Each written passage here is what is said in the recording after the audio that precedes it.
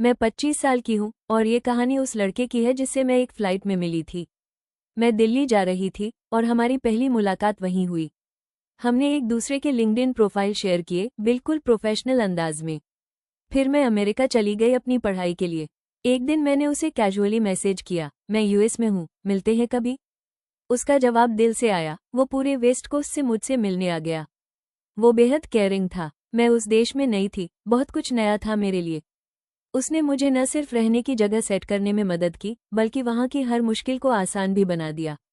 हमने 2 hotel room book किए थे, लेकिन कॉलेज सीजन चल रहा था और ज़्यादातर होटल्स फुल थे। आखिरकार हमें एक ही कमरा मिला। मैं सोफे पर बैठकर अपना कॉलेज का काम कर रही थी और वो बेड पर था। मैंने उसे लैपटॉप पर कुछ दिखाया और फिर सोने चली गई।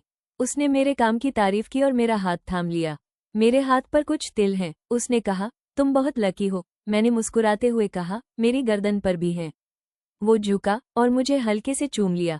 वो पल कुछ अलग था, नर्म, धीमा, लेकिन दिल छू लेने वाला। हमने एक दूसरे को वैसे नहीं छुआ जैसे लोग अक्सर करते हैं। हमने महसूस किया, हमारे बीच जो भी हुआ वो सिर्फ जिस्मानी नहीं था, वो एक एहसास था, अपनापन, सुकून और जुड़ाव। उसने मुझे ऐसे देखा जैसे मैं कुछ खास हूँ। मैं उसके सामने खुद को खुलकर रख सकी और उसने मेरी हर कमजोरी को सहेज लिया। मैं जानती हूँ, वो मुझसे 6 साल बड़ा है। पहले लगा था कि वो शादीशुदा है और उसके 2 बच्चे हैं, लेकिन अब भी मैं पूरी तरह से नहीं जानती। वो मुझसे बड़ा है, शायद ज्यादा समझदार भी, लेकिन मैं उसके लिए तरसती हूँ। उसकी मौजूदगी, उसका साथ, उसकी बातों का असर। उसे देखे हुए 6 महीने हो गए हैं, लेकिन हर दिन उसकी याद दिल में ताज़ा रहती है। मैं चाहती हूँ, वो फिर एक बार मिले। बस एक बार।